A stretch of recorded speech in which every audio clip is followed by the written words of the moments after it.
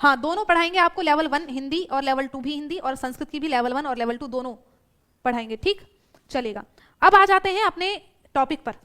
आज का टॉपिक क्या है? माहेश्वर सूत्राणी। क्या है? तो कहेंगे माहेश्वर सूत्राणी। भाई संस्कृत शब्द कैसा है, किस किस चीज से बना है? माहेश्वर सूत्र क्या है? आपकी व्याकरण है एक तरह से, किसकी? संस्कृत की व्याकरण। अगर बात करें भाई ये संस्कृत शब्द है, अब ये संस्कृत शब्द किस किस से मिलकर बना है, कैसे इसकी उत्पत्ति हुई? कई बार प्रश्न आ जाता है संस्कृत शब्द की उत्पत्ति बताइए कैसे कैसे, किन किन वर्णों से मिलकर बनी है? तो कहेंगे सम उपसर्ग पूर्वक क्री धातु से और त प्रत्यय कर कर आपका क्या है? संस्कृत शब्द बना है ना। सम उपसर्ग पूर्वक क्री धातु से त प्रत्यय बनकर आपका क्या है? संस्कृत शब्द बना है। और संस्कृत में व्याकरण की बात करें, संस्कृत व्याकरण हमें पढ़नी है, तो व्याकरण की व्युत्पत्ति कैसे होती है? क्या है? व्याकरण। तो व्याकरण की उत्पत्ति क्या है? तो वी और आंग, दो उपसर्ग हैं इसमें। क्या है? वी और आंग, इन दो उपसर्गों से क्री प्रत्यय करके, और यहाँ क्री धातु और ल्युट प्रत्यय, और ल्युट प्रत्यय का जो यू है उसको अन आदेश हो जाता है, तब आपका व्याकरणम बनता है। इस तरह से आपकी व्याकरण शब्द की व्युत्पत्ति हो जाती है। और जब संस्कृत व्याकरण की बात आए और व्याकरण के त्रिमुनि ना पूछे जाए तो क्या बात कर दी? तो संस्कृत व्याकरण के त्रिमुनि कौन कौन से हैं उनको भी जानते हैं। तो संस्कृत व्याकरण पढ़ते हुए सबसे पहला प्रश्न बनता है कि भाई व्याकरण के रचनाकार कौन है? और रचनाकार में आपके सबसे पहले महर्षि पाणिनि मुनि आते हैं, जिन्होंने संस्कृत व्याकरण को इतना एक वैज्ञानिक दृष्टिकोण दिया, वैज्ञानिक तरीके से उसको क्रमबद्ध तरीके से उसको प्रस्तुत किया हमारे सामने, किसमें? अष्टाध्यायी नामक पुस्तक में, ठीक है। तो आपके व्याकरण के त्रिमुनि कौन कौन है? व्याकरण के त्रिमुनि, व्याकरण के त्रिमुनि। अब व्याकरण के त्रिमुनि की बात कर दी, त्रिमुनि का मतलब है भाई तीन मुनि हैं जो जिन्होंने संस्कृत व्याकरण को एक आधारशिला प्रदान की। तो सबसे पहले नंबर पर आपके आते हैं महर्षि पाणिनि मुनि। कौन आते हैं? तो कहेंगे महर्षि पाणिनि मुनि। महर्षि पाणिनि, इन्होंने किस ग्रंथ की रचना की? तो कहेंगे इनके द्वारा रचित ग्रंथ का नाम है अष्टाध्यायी, और इन्होंने ही क्या है? माहेश्वर सूत्रों की रचना की है। अष्टाध्यायी में ही इन्होंने माहेश्वर सूत्रों को क्रमबद्ध किया है, ठीक है। नाम भी ये देखो कि शुद्ध, कई बार नाम की शुद्धता भी आ जाती है कि पाणिनि को शुद्ध रूप में कैसे लिखेंगे, है ना। चलिएगा, अब दूसरे नंबर पर आपके कौन आ जाते हैं? तो कहेंगे महर्षि पतंजलि। कौन आते हैं? तो कहेंगे महर्षि पतंजलि। अब महर्षि पतंजलि ने कौन से ग्रंथ की रचना करी? तो इन्होंने लिखा महाभाष्य। महर्षि पाणिनि मुनि ने लिखी अष्टाध्यायी, और अष्टाध्यायी में 8 अध्याय हैं, इसलिए इसको अष्टाध्यायी कहा जाता है। और अष्टाध्यायी को अब बहुत ही वैज्ञानिक क्रमबद्ध तरीके से इन्होंने लिखा, प्रस्तुत किया है। अब हर किसी को तो वो समझ में नहीं आती क्योंकि इसकी भाषा बहुत क्लिष्ट है, तो सभी को वो सहज रूप से गम्य हो जाए, बोध गम्य हो जाए, इसलिए जो महर्षि पतंजलि हैं इन्होंने एक ग्रंथ की रचना की, यानी कि भाष्य लिखा अष्टाध्यायी पे, व्याख्यात्मक भाष्य लिखा, और उस भाष्य का नाम है महाभाष्य। क्या कहते हैं उसको? तो कहेंगे इसको महाभाष्य कहा जाता है, जो महर्षि पतंजलि ने लिखा। और ये महाभाष्य अष्टाध्यायी का ही व्याख्या ग्रंथ कह देंगे। क्या है ये? अष्टाध्यायी का ही व्याख्या ग्रंथ है महाभाष्य। और तीसरे नंबर पर आपके क्या आ जाते हैं? महर्षि कात्यायन। कौन आएंगे? तो लिखेंगे महर्षि कात्यायन, कात्यायन, ठीक है, कात्यायन। और ये जो महर्षि कात्यायन है, इनका दूसरा नाम अगर आ जाए वररुचि, तो वररुचि भी कात्यायन ऋषि का ही नाम है। याद रखिएगा, कई बार प्रश्न बन जाता है कि वररुचि कौन थे और कात्यायन कौन है। तो वररुचि कात्यायन को ही कहा जाता है और कात्यायन वररुचि को ही कहा जाता है। और इनके ग्रंथ का नाम क्या है? तो ये जो कात्यायन जी हैं, महर्षि कात्यायन, इन्होंने भी अष्टाध्यायी पर ही एक भाष्य लिखा, और इनके भाष्य का नाम है वार्तिक। क्या है? वार्तिक, वार्तिक।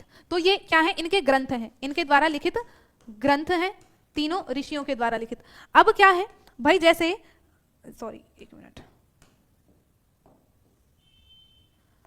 अष्टाध्यायी की रचना करने के कारण इन्हें, मतलब अष्टाध्यायी में क्या है? इन्होंने पूरी संस्कृत की व्याकरण को व्यवस्थित किया है। किसको? संस्कृत की व्याकरण को व्यवस्थित किया। तो महर्षि पाणिनि मुनि का दूसरा नाम क्या? तो इनको व्याकरणकार भी कहते हैं। पाणिनि मुनि को क्या कहते हैं? तो बोलेंगे भाई इनको व्याकरणकार भी कहा जाता है। तो प्रश्न बन जाएगा व्याकरणकार कौन है? तो पाणिनि मुनि। व्याकरणकार कौन है? पाणिनि मुनि। और महाभाष्य की रचना पतंजलि ने करी, आ जाएगा महाभाष्यकार कौन है? तो कहेंगे महर्षि पतंजलि को महाभाष्यकार कहा जाता है। इसी वजह से कात्यायन ने वार्तिक की रचना करी, तो इनको वार्तिककार क्या कहेंगे? वार्तिककार, यानी कि वार्तिक की रचना करने की वजह से इनको वार्तिककार भी कहा जाता है। ये आपकी थोड़ी सी बेसिक नॉलेज हो जाती है इसके बारे में, ठीक है।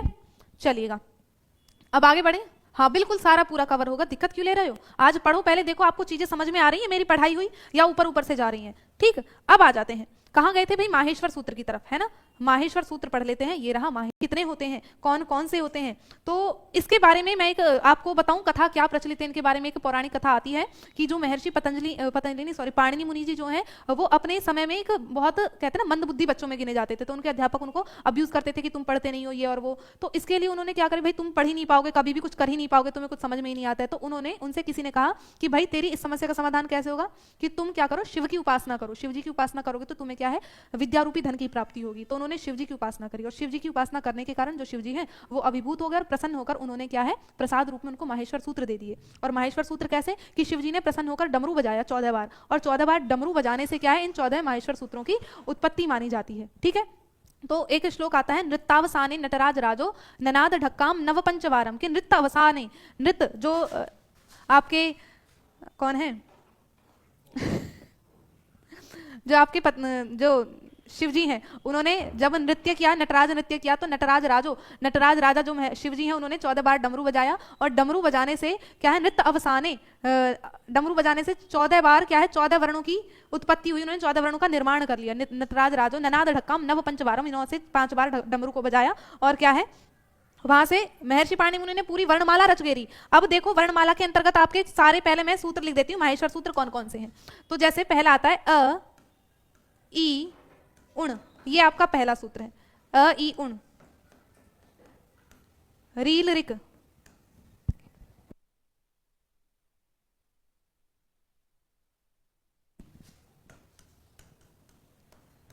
ए ओंग, चौथे नंबर पर आपका क्या आता है, आई औच। बहुत से बच्चों को याद होंगे और जिनको याद नहीं है ये तो याद करने पड़ेंगे, है ना, आई औच। और 5वें नंबर पर आगे लिख देते हैं हय वरट, लं यमंगणनम,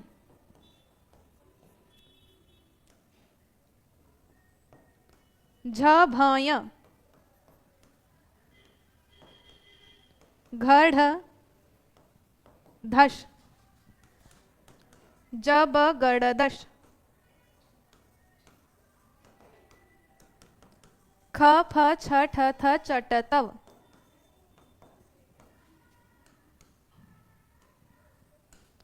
चट तव,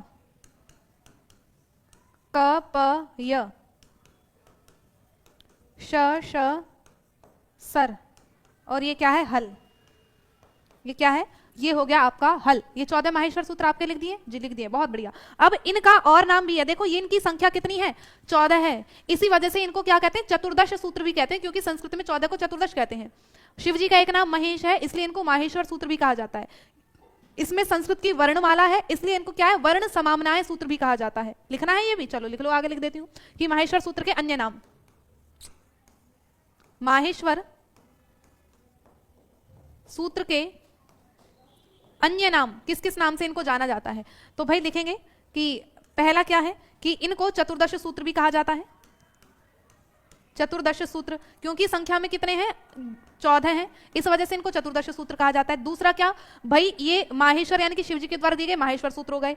अब इनको शब्दानुशासन, क्योंकि इसमें शब्दों का अनुशासन है, इनका क्या नाम है, इनको शब्दानुशासन भी कहते हैं, शब्दों का अनुशासन इनमें वर्णित है, शब्दानुशासन सूत्र भी इनको कहा जाता है। शिव जी के द्वारा बोले गए इसलिए इनको शिव सूत्र भी कहते हैं। इसमें वर्णमाला निहित है इसलिए इनको वर्ण समामनाएं सूत्र भी कहते हैं, वर्ण समामनाएं सूत्र भी कहते हैं। तो परीक्षा में आपके सामने इनमें से कोई भी शब्द आ जाए तो कंफ्यूज नहीं होना कि मैं माहेश्वर तो पढ़ लिए, पर ये शब्दानुशासन क्या है, ये शिव सूत्र क्या है, ये वर्ण समामनाएं क्या है, और इसमें हम क्या है, प्रत्याहार का भी अध्ययन करते हैं, तो प्रत्याहार सूत्र भी इन्हीं को कहते हैं। तो प्रत्याहार सूत्र कौन से है, तो कहेंगे ये ही प्रत्याहार सूत्र भी, आपके ये जो 14 सूत्र हैं इनको हम प्रत्याहार सूत्र भी कहते हैं। सूत्र भी अच्छा, सूत्र नहीं लिखा हुआ था माहेश्वर सूत्र के अन्य नाम, अन्य नाम, ठीक है, चलेगा। पीछे अभी जा रहे हैं, देखो अभी मैं इनको फिर से पढ़ाऊंगी माहेश्वर सूत्राणी, अभी मैंने केवल इनके नाम पढ़ाए, अब इनको विश्लेषणात्मक तरीके से इनको पढ़ाऊंगी, ऐसे थोड़ी छोड़ दूंगी, याद करवाऊंगी। आज की क्लास में मेरा उद्देश्य केवल और केवल आपको ये याद करवाना है। ये याद हो गए तो आप प्रत्याहार समझ जाओगे आराम से, आप इन सूत्रों को समझ जाओगे, आप आगे संधि समास सब चीज को समझते चले जाओगे, क्योंकि ये क्या है, व्याकरण है, ये नींव है आपकी संस्कृत की। आ जाते हैं, अब आपका पहला सूत्र है, मेरे साथ उच्चारण करेंगे क्या आप? क्या आप मेरे साथ उच्चारण करेंगे? अ ई उण रील रिक, बोलो अ ई उण। ये न हलंत है, हर सूत्र का अंतिम वर्ण आपका हलंत होगा। क्या है? अंतिम वर्ण आपका हलंत होगा। जैसे अ ई उण ये हलंत है, रील रिक ये भी क्या है, हलंत है, ए ओंग क्या है, हलंत है। तो अ ई उण रील रिक ए ओंग ऐ औच ह य व रट, बोलिए ह य व रट। लण लण यमंगणनम क्या है, यमंगणनम। झ भय घढ़ धश, घढ़ धश। उसके बाद ज ब गड़ दश, बोलो ज ब गड़ दश। ख फ छ ठ थ च ट तव, बोलो ख फ छ ठ थ च ट तव। ठीक है, क प य श श सर और हल, अंत में क्या है आपका हल। तो ये आपके 14 माहेश्वर सूत्र। अब इनके बारे में और डिटेल में कि जैसे ये जो आपके अंतिम वर्ण है जिसके अंत में हलंत लगा हुआ है, तो इनको क्या कहते हैं, इनको हल वर्ण कहा जाता है, ये इतसंज्ञक वर्ण कहलाते हैं। तो जो भी हलंत वर्ण है इनको क्या कहेंगे, तो इनको इतसंज्ञक वर्ण कहते हैं। इनको बाद में मैं लिखवा दूंगी, फिलहाल इतना आप लिख लो, मैं बोल रही हूँ कि जो अंतिम हलंत वर्ण होता है उसका नाम क्या है, इतसंज्ञक वर्ण। क्या कहते हैं, मैं लिख देती हूँ, इतसंज्ञक वर्ण, इतसंज्ञक वर्ण। तो लिखो, मैं बोल रही हूं, अंतिम हलंत वर्ण इतसंज्ञक वर्ण कहलाता है, अंतिम हल वर्ण इतसंज्ञक वर्ण कहलाता है। तो ये जो भी जिसके अंदर अंतिम वर्ण है वो सभी आपके इतसंज्ञक है। च हो गया, ण हो गया, म हो गया, य, श, व, य, र और ल। तो वर्ण का अंतिम जो अंतिम हल वर्ण इतसंज्ञक वर्ण कहलाता है। तो जब प्रत्याहार का निर्माण करते हैं तो इन हलंत वर्णों का प्रयोग हम करते हैं। ठीक है, अब और क्या चीज आ जाती है आपकी कि इसका विभाजन फिर वर्णमाला में, जैसे हमने हिंदी में पढ़ा आपका कि स्वर वर्ण होते हैं, कुछ व्यंजन वर्ण होते हैं, कुछ स्वर वर्ण होते हैं, कुछ व्यंजन वर्ण होते हैं। तो इसमें स्वर व्यंजन की पहचान कैसे करेंगे, तो मैंने आपको बताया बाबू कि अच वर्ण जो होते हैं स्वर होते हैं। तो अच प्रत्याहार के अंतर्गत आने वाले वर्ण आपके क्या कहलाते हैं, स्वर वर्ण कहलाते हैं। तो याद रखिएगा, प्रश्न बनता है कि कितने सूत्रों के अंतर्गत आपके स्वर वर्ण कहे गए हैं, जो आपके शब्दानुशासन माहेश्वर सूत्र हैं। तो कहेंगे 1 से लेकर 4 सूत्र के अंतर्गत आपके स्वर वर्ण आते हैं। और स्वर वर्णों की संख्या कुल कितनी है, तो अच आपके 9 होते हैं। 9 क्यों होते हैं, क्योंकि ये जो आपका हलंत वर्ण है इसको हम गिनते नहीं है, ये केवल और केवल लिखने के लिए है। तो ये जो हलंत वर्ण है इसको काट दीजिएगा, इसको हम लिखेंगे नहीं, केवल बोलेंगे, इसको लिखेंगे नहीं, इसको हम लिखेंगे नहीं, केवल बोलेंगे। तो इसको काट दो, क काट दिया, ग काट दिया, च काट दिया। तो इस तरह से अ ई उण के ऐसे लेकर ऐ औच के च तक आपका क्या बनता है, अच प्रत्याहार बनता है कि ऐ औच के च तक अच प्रत्याहार बन गया। लेकिन इसकी गिनती हम नहीं करते हैं। अब गिनती में क्या क्या आएगा, मैम टाइम टेबल बता दी, अभी मैंने बताया था, सुमन 1 मिनट रुको। अ ई उ 3 वर्ण, रील री 5, ए ओ ऐ औ, ऐ औ इस पे औ की मात्रा चढ़ा लेना, सॉरी है ना, ऐ औ इस पे औ की मात्रा चढ़ा लीजिएगा। तो ए ओम ऐ औच, तो ऐ औच के च तक आपके ये 9 स्वर वर्ण कहलाते हैं। इत प्रत्याहार नहीं लिखा जाता है, इत प्रत्याहार नहीं, इत संज्ञा होता है। ठीक है, अब देखो 1 मिनट, लास्ट में मैं आपको टाइम टेबल दिखाऊंगी, देख लेना, मैं वैसे दिखा चुकी हूं। तो जान गए भाई, अच प्रत्याहार के अंतर्गत क्या होते हैं, अच वर्ण आपके स्वर कहलाते हैं। तो संस्कृत में पूछा जाए स्वर वर्ण कितने हैं, कहेंगे हमारे 9 स्वर वर्ण होते हैं। कितने होते हैं, तो कहेंगे 9 हमारे स्वर वर्ण होते हैं। ठीक है, ये बात याद रख ली ना कि मैंने क्या कहा, जो भी आपका हलंत वर्ण है वो केवल बोला जाएगा, लिखा नहीं जाएगा, उसकी गिनती नहीं करेंगे। ऐसे ऐसे इनको काटो, मतलब कॉपी में मत काटना, मैं वैसे बता रही हूँ, ऐसे देख लो। लिखना है, याद तो तुम्हें करना ही करना है जब बोलेंगे तो, लेकिन इनकी गिनती के समय हम नहीं इनका प्रयोग करेंगे। अब आपका, मैंने उधर जब हिंदी पढ़ रहे थे तो हिंदी में हमने पढ़ा था कि हल वर्ण यानी कि व्यंजनों को क्या कहते हैं, हल भी कहते हैं। तो हल प्रत्याहार के अंतर्गत जो भी वर्ण आएंगे वो क्या कहलाएंगे, वो आपके व्यंजन कहलाएंगे। तो स्वर तो कितने का आ गए हमारे, तो 4 सूत्रों तक आपके स्वर वर्ण होते हैं। और उसके बाद हय वरट के ह से लेकर ये जो अंतिम हल है इसके ल तक आपका हल प्रत्याहार होता है। हल आपका 2 जगह होगा, ये नहीं कि हल का मतलब ये वाला हल, हल का मतलब है हय वरट के ह से लेकर हल के ल तक आपका हल प्रत्याहार है। और हल प्रत्याहार में आपके क्या आते हैं, व्यंजन वर्ण आते हैं। क्या आते हैं, व्यंजन वर्ण आते हैं। तो याद कर रखना, 5 से लेकर 14 तक आपके सभी व्यंजन वर्ण कहलाते हैं। याद है, समझ में आ गए। अब इनको इन्होंने बहुत व्यवस्थित तरीके से व्यवस्थित क्या है इन सूत्रों में। तो सबसे पहले क्या बताया इन्होंने, सबसे पहले बताया आपके स्वर वर्ण, और उसके बाद क्या बताया आपके अंतस्थ वर्ण। स्वर वर्ण के बाद क्या बता दिए पाणिनि जी ने, अंतस्थ वर्ण बता दिए। और अंतस्थ वर्णों का क्रम भी इन्होंने अलग बताया है। जैसे हम हिंदी में याद कर रहे थे यर लव, ये हिंदी में था, लेकिन हमें संस्कृत का यही क्रम याद रखना होगा, हय वरट। तो हय वरट का इस है को छोड़ देंगे, आपका यण प्रत्याहार के अंतर्गत आपके क्या आते हैं, जैसे हय वरट के य से लेकर लण के ण तक आपका यण प्रत्याहार है। तो यण प्रत्याहार के अंतर्गत आपके 4 अंतस्थ व्यंजन आएंगे। तो य, व, र और ल, ये चार क्या है आपके अंतस्थ व्यंजन है। ये चार क्या है तो कहेंगे ये आपके अंतस्थ व्यंजन कहलाएंगे। ठीक है, य व र ल, क्रम बोलो, य व र ल। ठीक है, चलेगा। अब आगे, अच्छा ये मिट गया है, ये क्या हो गया भाई? हाँ आ गया, ठीक है। अब देख लेते हैं। उसके बाद अब इन्होंने, पाणिनि मुनि जी ने क्या करा कि ल के बाद यमं गणन, यानी कि आपके नासिक के वर्ण बता दिए जिनका उच्चारण स्थान नासिका से होता है। अब आपके पंच नासिक यानी कि वर्ग का पंचमाक्षर, अंतिम 5 अक्षर उन्होंने गिनवा दिए कि पहले तो क्या बताया, स्वर बताया, उसके बाद अंतस्थ वर्ण बता दिया, उसके बाद क्या बता दिए कि आपके नासिक के वर्ण बता दिए, यम गणन, है ना, यम गणन। ये अंतिम म जो हलंत है इसको नहीं गिनेंगे, तो यम के अंतर्गत आपके क ख ग घ ङ च छ ज झ य, यानी कि च वर्ग का अंतिम य, प वर्ग का अंतिम म, क वर्ग का ग, ट वर्ग का ण और त वर्ग का न। तो एक एक वर्ग का अंतिम वर्ण बता दिया, यमं गणनम। बोलिएगा यमं गणनम, यमं गणनम। ठीक है, उसके बाद आपका आ जाता है झ भ य घड़धश, यानी कि इसमें क्या है, झ भ घड़ध, आप जानते हैं। अब उल्टा उल्टा ये चल रहे हैं कि पहले तो 5वां अक्षर बता दिया, वर्ग का 5वां अक्षर, और उसके बाद क्या है, वर्ग का चौथा अक्षर, वर्ग का चौथा अक्षर इन 2 सूत्रों में बता दिया। कि मैं आपको वर्णमाला लिखकर दिखाऊं, यहां पर देखो, क ख ग घ और अंग, च छ ज झ और य, ट ठ ड ढ और ण, त थ द ध और न। अब देखो, इसमें आपको सबसे पहले क्या बताया, आपके अंतस्थ वर्ण बताने के बाद क्या बता दी, वर्ग का 5वां अक्षर, यानी कि ये तो है आपका पहला, ये है दूसरा, ये है तीसरा, ये है चौथा और ये है 5वां। तो सभी वर्गों के 5वें अक्षर उन्होंने गिनवा दिए, य म ग ण नम। अभी अच्छा एक वर्ग और रह गया, कु चु टू तु पु, प वर्ग और रह गया, प फ ब भ और म, है ना, मैं और हो गया आपका, एक और ऐड कर लिया, चलिएगा।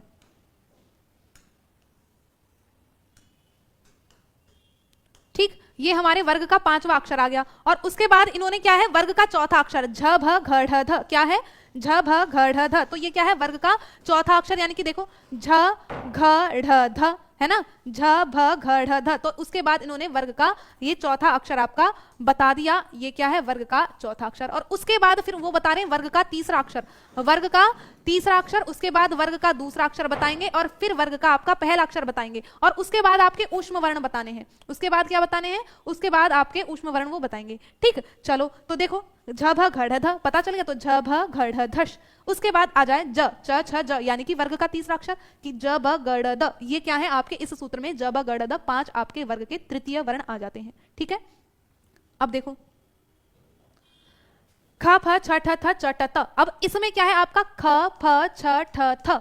यहाँ ये 5 वर्ण कैसे हैं, इस सूत्र में आपके वर्ग का दूसरा वर्ण भी है और साथ में वर्ग का पहला वर्ण भी गिनवा दिया, ख फ छ ठ थ च ट तव, है ना। तो ख फ छ ठ थ ये आपके वर्ग के कौन से हैं, तीसरे वर्ण है। और उसके बाद च ट त प क, ये क्या है, वर्ग का पहला वर्ण है, क्या है, च ट त क प, क्या है, च ट त क प। इसी क्रम में आपके हो जाते हैं वर्ग का पहला अक्षर, यहां तक हो गए। और उसके बाद श श स और है, ये आपके ऊष्म व्यंजन कहलाते हैं। ये किस में आ जाएंगे, श श स, ये आपके ऊष्म के अंतर्गत आ जाएंगे। किस में आएंगे, तो कहेंगे ये आपके ऊष्म व्यंजन के अंतर्गत आ जाते हैं। तो इसका विश्लेषणात्मक अध्ययन आपने किया अच्छे से, एक बार फिर से देखिएगा। पूछा जाए भाई कौन से सूत्र हैं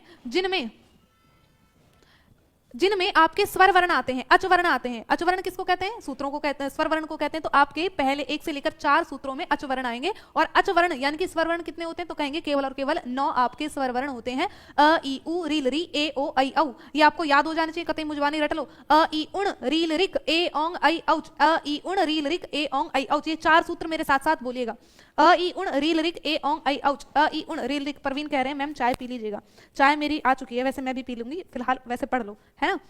तो अ ई उण रील रिक ए ओंग ऐ औच, 4 याद है, याद हो गए। अब आगे आ जाते हैं, फिर आपके बता दी अंतस्थ व्यंजन। तो आपके ह य वरट, क्या है, ह य वरट लन, ह य वरट लन, ह य वरट लन। और फिर आपके नासिक्य व्यंजन यमं गणनम, क्या है, यमं गणनम।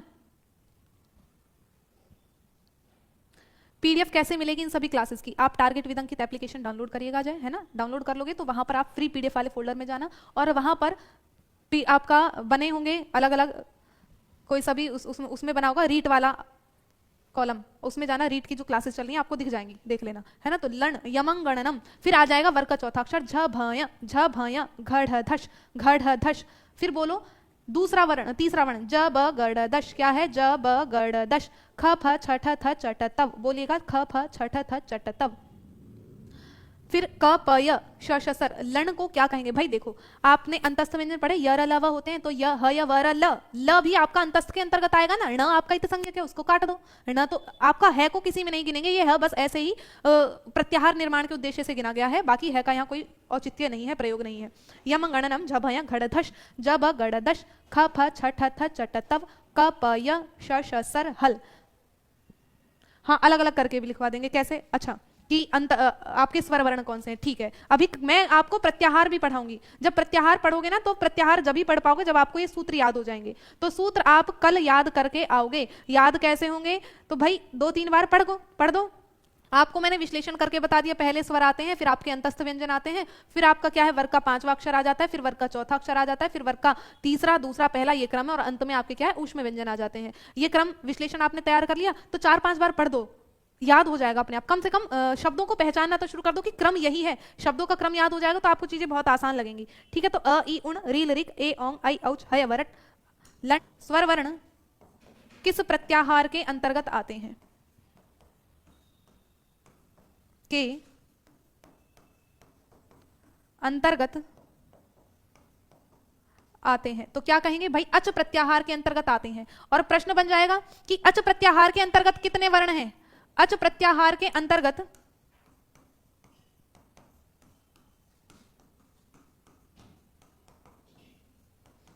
कितने वर्ण हैं? कितने वर्ण हैं? अब भाई हमने तो याद नहीं करे हैं, हमने वर्ण याद नहीं करे, वो तो खैर मैंने तुम्हें बता दिया। अगर सूत्र तुम्हें याद है तो तुम बता दोगे अच प्रत्याहार अ ई उ री लरी ए ओ आई औ, भाई ये 9 वर्ण हमारे अच प्रत्याहार के अंतर्गत आते हैं, तो हमने लिख दिया 9। अब मैं आपसे पूछूं, चलो इतना आप जानते हैं, आप मुझे बताओ कि अक प्रत्याहार के अंतर्गत कितने वर्ण आते हैं और कौन कौन से वर्ण हैं अक प्रत्याहार? प्रत्याहार कैसे बनाते हैं बताया ना कि भाई सूत्रों का अंतिम वर्ण आपको ले लेना है, सूत्र का यानी कि अक प्रत्याहार मैंने पूछा तो सबसे पहला वर्ण और जो कै जिसमें है वो अंतिम वर्ण ले लेंगे। तो क्या होगा? अ ई उण के अ से लेकर री लरिक के क तक आपका अक प्रत्याहार बनेगा कि नहीं बनेगा? हाँ बिल्कुल बनेगा। अब अक प्रत्याहार में कितने वर्ण हैं? तो हम करेंगे न और क, ये जो इत संज्ञक इनको काट देंगे, ठीक है। और बचेगा क्या? अ ई उ री लरी, यानी कि 5 वर्ण है आपके। बहुत बढ़िया।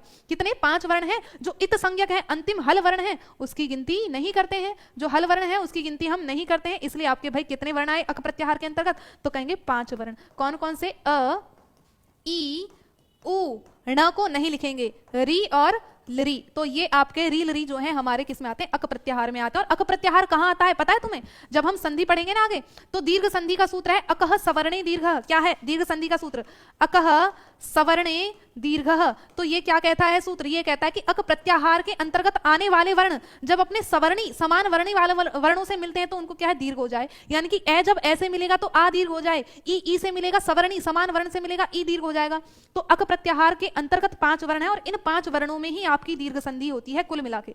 इस तरह से हम गुण संधि पढ़ेंगे, अदेंग गुण है आपकी गुण संधि होती है ना। इको यणची यण संधि है, तो इक प्रत्याहार है, इक प्रत्याहार के अंतर्गत आने वाले वर्ण क्या है? आपके यण संधि के अंतर्गत आएंगे। अच्छा तुम मुझे ये बताओ इक प्रत्याहार में कौन कौन से वर्ण है? जैसे आ गया इको यणची सूत्र है आपका संधि का, इको यणची यानी कि यण संधि में क्या है? अची प्रत्यय परतः इक को यण आदेश हो जाता है। तो इक और यण 2 प्रत्याहार इसके अंतर्गत हैं। क्या है? एक है इक प्रत्याहार और एक है यण प्रत्याहार, ठीक है। तो इक प्रत्याहार के अंतर्गत कौन कौन सा वर्ण आएगा और यण प्रत्याहार के अंतर्गत कौन सा वर्ण आएगा? तो इक यानी कि अ ई उण के ई से लेकर री लरिक के क्या है?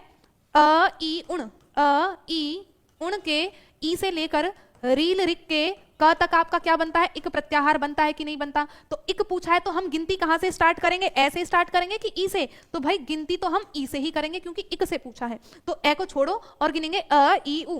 क्या गिनेंगे? अ ई उ ण काट दो, री लरी क काट दो, यानी कि 4 वर्ण आ रहे हैं आपके, यहां से स्टार्ट करेंगे। तो अ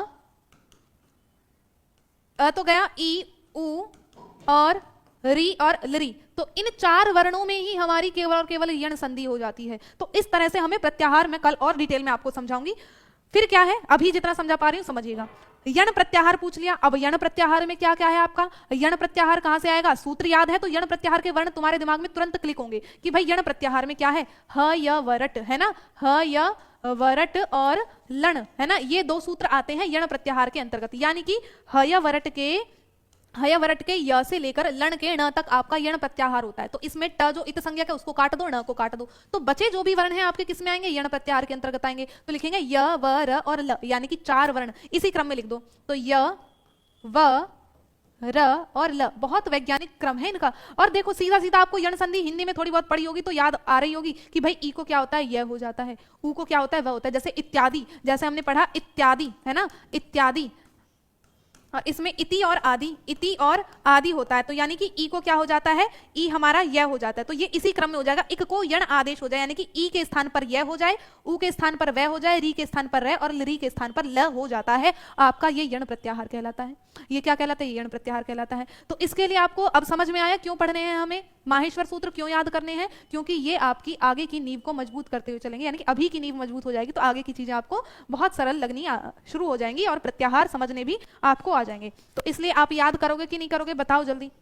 ये प्रत्याहार दे रही हूं, उनको बना के देखना, ठीक है। कुछ प्रत्याहार निर्माण करने के लिए मैं आपको दे रही हूं, उनको आप बना के देखिएगा, चलेगा। जैसे मैं आपके सामने बोल रही हूं या खुद से प्रत्याहार तुम बना लोगे, वर्णों को देखना है। जैसे आपका पहला है शल प्रत्याहार के वर्ण आपको लिखने हैं, शल प्रत्याहार में कौन कौन से वर्ण आते हैं। फिर आपको लिखना है यर प्रत्याहार के अंतर्गत कौन कौन से वर्ण आते हैं, ठीक है।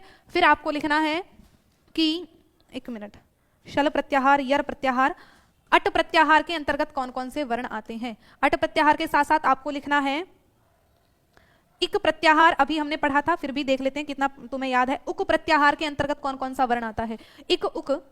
और इतना याद रखना कि अंतिम हल को आपको क्या करना है, काट देना है। अंतिम वर्ण जो है वो आपको काट देना है, वो नहीं लिखना है, उसको गिनती नहीं करनी है। केवल जो आपके स्वर वर्ण है उनकी गिनती करोगे, हलंत की हम गिनती नहीं करते हैं, ठीक है। हल प्रत्याहार के अंतर्गत आपके कौन कौन से वर्ण आते हैं, आपका आ जाता है हर्ष प्रत्याहार के अंतर्गत आपके कौन कौन से वर्ण आते हैं, ठीक। और आपको लिखना है, क्या करना है भाई, जैसे पता, फिर बाकी चीजें मैं आपको कल कंटिन्यू करवाऊंगी माहेश्वर सूत्रों से संबंधित, ठीक है। चलिए स्क्रीनशॉट ले लेना, ये चीजें आपकी हो जाती हैं यहीं समाप्त। एक बार फिर से मैं बता देती हूँ आपको, हमने वैसे पढ़ा क्या है आज, केवल प्रत्याहार सूत्रों पर ही चर्चा की है कुल मिला के। मेरे वो चीजें भी जो मैंने आपको प्रत्याहार दिए वो करके, हो सके तो मुझे आप टेलीग्राम पे भेज देना, ग्रुप बना हुआ है आपका, डाउट ग्रुप है। आप नहीं भी जुड़े हैं तो आप जाना कहाँ पे, र से लेकर हय वरट के य तक, य से श सर के र तक आपका यर बनेगा, ठीक है। चलेगा, मिलते हैं, तब तक सभी को धन्यवाद, love you, take care, bye bye.